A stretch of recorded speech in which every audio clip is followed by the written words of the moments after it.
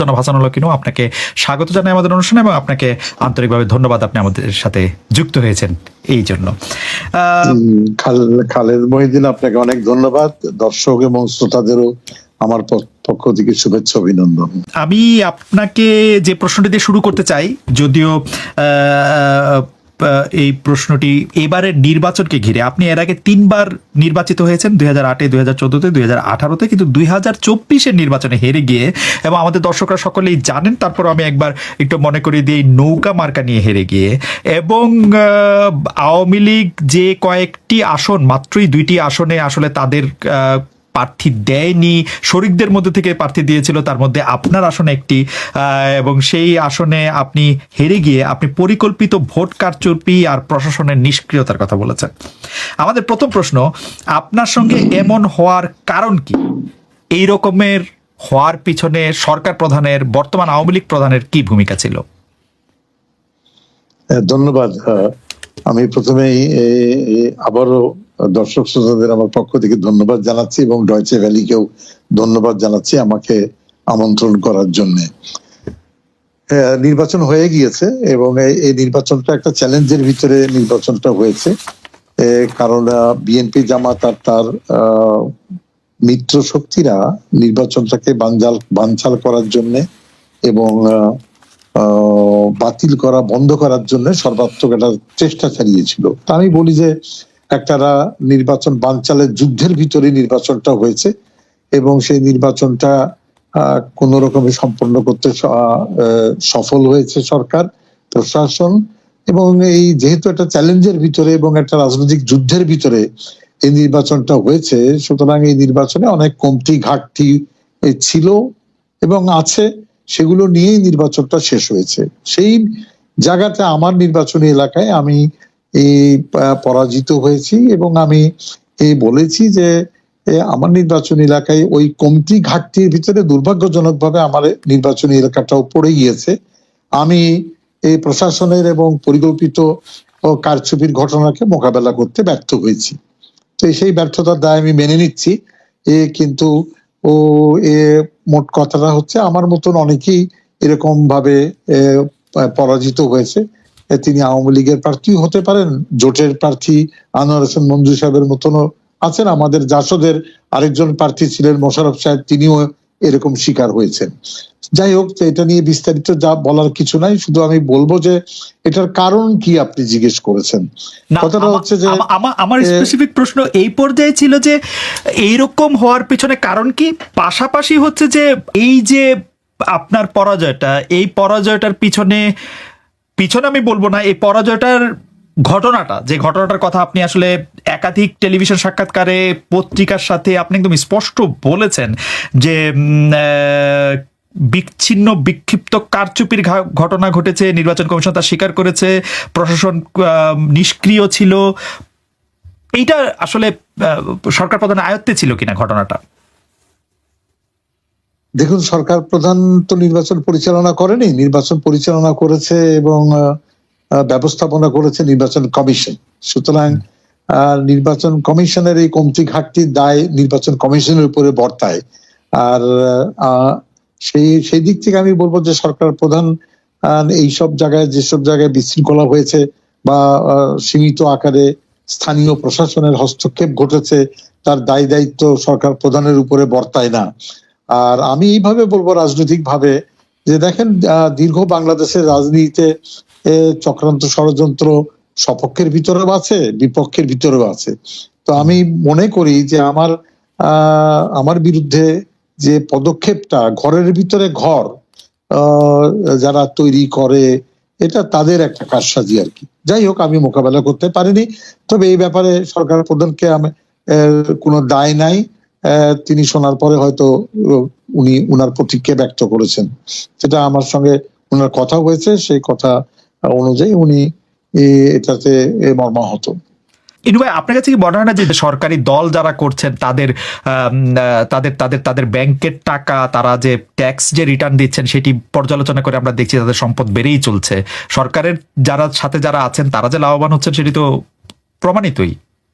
দেখুন, সরকার যদি বলেন যে ক্ষমতাসীন সরকারের ভিতরে এমপি 350 এমপি, আর উপজেলার নির্বাচনে উপজেলার চেয়ারম্যান সাহেবরা হুম হুম বা ইউনিয়ন পরিষদের চেয়ারম্যান সাহেবরা তাদের যদি এই আয়কর বিভাগের কাছ থেকে যে তালিকা পাবেন আপনি, সেখানে যে সম্পদ বৃদ্ধি এটা নিয়ে কোনো মাথা ব্যথা নাই। যেখানে কোটি কোটি টাকার লুটপাট হচ্ছে সেই টাকাটা তো তাদের ব্যাংকে যাচ্ছে না, তো ব্যাংকে দেখাতে পাচ্ছেন না আপনি। সুতরাং Okay. সেখানে দুই একজনের তো বিপুল অর্থ হয়েছে, কিন্তু 350 এমপি যদি হিসাব করেন সেইখানে আমি বলবো যে না তেমন কিছু না। সুতরাং এটা ঢালাও একটা অপপ্রচার যে রাজনৈতিক এমপি মন্ত্রীরা কোটি কোটি টাকার উপরে ভাসছে, এই কথাটা ঠিক না। না, আমরা অবশ্য আমি অবশ্য ব্যক্তিগত আগ্রহ থেকে এমপি সাহেবদের সম্পদ বিবেচনা করে দেখেছি যে বেশিরভাগ এমপিরই, বেশিরভাগ বলতে শতকরা 80 ভাগের বেশি এমপির সম্পদ বেড়েছে। মানে হ্যাঁ, বেড়েছে অবশ্যই মানে কি, বাড়বে। বেড়েছে মানে কি, মানে খুব 5% 10% এভাবে না, আরো অনেক বেশি পার্সেন্ট করে বেড়েছে। আমি আচ্ছা, একটা উদাহরণ দিই আপনাকে। জি আমি বলেন। একটা উদাহরণ দিচ্ছি জি। যে আমি এমপি ছিলাম। হুম হুম আমি এমপি ছিলাম যখন 9 সালে, মনে করেন আমার ব্যাংকের টাকা ছিল লিগ্যাল টাকা 5 লাখ টাকা। হুম আমি 2.25 লক্ষ টাকা বেতন পেয়েছি সম্মানী হুম প্রতি মাসে, হুম এর বাইরেও সম্মানী পেয়েছি। মন্ত্রী অবস্থায় অলমোস্ট 3 লক্ষ টাকার সম্মানী পেতাম। হুম তো সেখান থেকে আমি এখন 5 লক্ষ টাকা মনে করেন বেড়ে 50 লক্ষ টাকা হয়েছে, তাহলে কত গুণ বাড়লো? 10 10 গুণ গুণ বাড়লো। হুম শুনতে খুব ভালো। প্রথম আলো হেডলাইন করলো ইনু সাহেবের সম্পদ 10 গুণ বেড়ে গিয়েছে, হুম কিন্তু উনি লিখলেন না প্রথম আলো যে ইনু সাহেবের 5 লাখ থেকে 50 লক্ষ হয়েছে, যেটা বাংলাদেশের জন্য পিনাট। এবং আমার যে আয়টা এখন লিগ্যাল আয়টা, সেই লিগ্যাল আয়টার কথা বিচার করলো না, এমন ভাবে শিরোনাম করলো। ঠিক তেমনি একটা নারী এমপির কথা বলুন বা পুরুষ এমপির কথাই বলুন, যার 15 লক্ষ টাকা ছিল এখনো তো 1 কোটি টাকা না, তার ব্যাংকে না, কিন্তু দীর্ঘ 15 বছরের পরে হয়েছে। কিন্তু ইনু ভাই, কয় গুণ বাড়লো? ইনু ভাই, এইটা একটু 15 গুণ, 20 না, গুণ? ইনু ভাই, এইটা একটু সরলীকরণ হলো কিনা, কিন্তু আমরা কিন্তু অনেকের ক্ষেত্রেই দেখেছি, না, সরলীকরণ হয়নি। অনেকের ক্ষেত্রেই বললাম দেখেছি, এই মানে আমি টাকাটা আমি আমি বর্তমান- আমি আমি আপনার কেসটা বিবেচনা করছি না, কিন্তু আমি অনেকের ক্ষেত্রেই দেখেছি 1 কোটি থেকে 100 কোটি টাকা হয়েছে, 2 কোটি টাকার থেকে হ্যাঁ, 56 সেটা আমি কোটি টাকা মানছি। হয়েছে। না, এই 1 যাদের কোটি লাখের টাকা ঘরে থেকে টাকা, 100 কোটি টাকাটা, জি, যাদের লাখের ঘরের টাকা, সেই টাকাটা আমি 1 কোটি বিবেচনা থেকে 100 কোটি যেটা হয়েছে সেটা জি। আমি আপনারটা নিচ্ছি সমালোচনাটা, সেটা তাকে জবাবদিহি করতে হবে। কিন্তু আয়কর বিভাগ কি করছে আমি Right. সেই জায়গাটাই বলবো। আয়কর বিভাগের ঘাড়ে সুতরাং কয়টা আয়কর বিভাগকে যদি সন্তুষ্ট করে থাকে তাহলে এটা নিয়ে আমি প্রশ্ন করতে পারি না। এই জায়গাটা আমি ক্লোজ করতে চাই। আয়কর বিভাগের ঘাড়ে কয়টা মাথা? আচ্ছা, যাই হোক, আমরা আমাদের পরবর্তী না, প্রসঙ্গে আসি। মাথা ঠিকই আছে। আয়কর বিভাগ তো আমি একবারে 1 কোটি টাকার একটা লোন নিয়েছিলাম সেই বহুদিন আগে, 96 সালে, বুঝলেন? যখন মাননীয় প্রধানমন্ত্রী বলেছিল যে ডিজিটাল বাংলাদেশ করার জন্য তথ্য যোগাযোগ প্রযুক্তি ক্ষেত্রে বিনা বন্ধকিতে 1 কোটি টাকা লোন দিবে সোনালী ব্যাংক, সার্টিফিকেট বন্ধক রেখে। আমার প্রয়াত ভাই, উনি কম্পিউটার ইঞ্জিনিয়ার ছিলেন, তার সার্টিফিকেট বন্ধক রেখে আমরা সম কম্পিউটার লিমিটেড এই নামে আমি একটা লোন নিয়েছিলাম। সেই 1 কোটি টাকা মানে ফেরত দেওয়ার জন্য পাগল হয়ে গেল, কিন্তু আমার নাকে দড়ি দিয়ে টাকা ফেরত নিয়েছে। কিন্তু যারা 5,000 কোটি টাকা লোন নেয় সেই টাকাটা উদ্ধার করতে পারে না, এটা ব্যাংকের ব্যর্থতা। সুতরাং আমি বারবার বলেছি যে 3 মাথার দানবকে শায়েস্ত করতে হলে মাথায় বাড়ি মারো। ইনু ভাই, একটা হাতুড়িটা কৌতূহল, মাথায় বাড়ি মারো। ইনু ভাই, একটা কৌতূহলতে একটা কথা বলি। আপনি এমপি ছিলেন, আপনি মন্ত্রী ছিলেন, আপনি বাংলাদেশের একটি পুরনো রাজনৈতিক দলের প্রধানের দায়িত্ব পালন করেছেন। আপনার থেকে ব্যাংক 1 কোটি টাকা লোন নিলেও সেটা আপনার থেকে আদায় করে এবং আপনি সেটি দিতে বাধ্য হয়েছেন, বা মানে সেটিকে সিস্টেমের মধ্যে রাখতে বাধ্য হয়েছেন বলে আপনি বলছেন।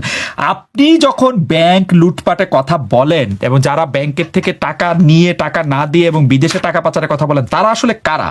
তারা যে আপনার চেয়ে ক্ষমতাবান এটা তো নিশ্চিত, তো আপনার চেয়ে ক্ষমতাবান বাংলাদেশে কারা তারা? আমার চেয়ে ক্ষমতাবান না, আমার চেয়ে বুদ্ধিমান বেশি। আচ্ছা, তাহলে আপনার বুদ্ধির জায়গায় একটু কম পড়ছে। মার খাচ্ছি, টাকা অবৈধভাবে টাকা কামানোর বুদ্ধি এটার সাথে ক্ষমতার সম্পর্ক নাই, এটার সাথে ক্ষমতার সম্পর্ক নাই। না, ক্ষমতার সম্পর্ক আছে। ওই যে সিন্ডিকেটের সঙ্গে সম্পর্ক রাখলে আপনি টাকা পাচার করতে পারবেন, ওকে, ধরা পড়বেন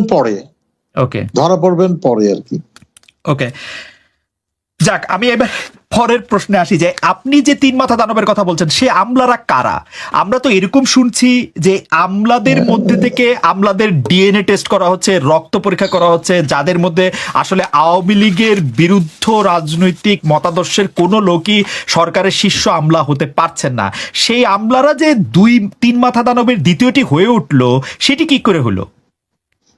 দেখুন, আমি যখন বলছি দুর্নীতি একটা সর্বগ্রাসী মানে রোগ হিসেবে দেখা দিয়েছে বাংলাদেশে, সুতরাং ডিএনএ টেস্ট করে যখন আমলা সংগ্রহ করছি আমরা, সেখানে ডিএনএ টেস্ট যারা করছেন সেখানেও সেই সিন্ডিকেটের দুর্নীতির হাত আছে। সুতরাং যারা পাড় জামাতের লোক, পাড় বিএনপির লোক,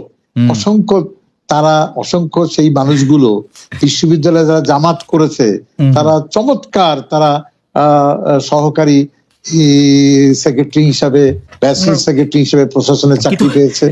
সুতরাং দুর্নীতির এই হাতটা এত সর্বব্যাপক, যার জন্য তো 75 সালে বঙ্গবন্ধু নিহত হলেন ঘরের ভিতরে ঘর থাকার কারণে।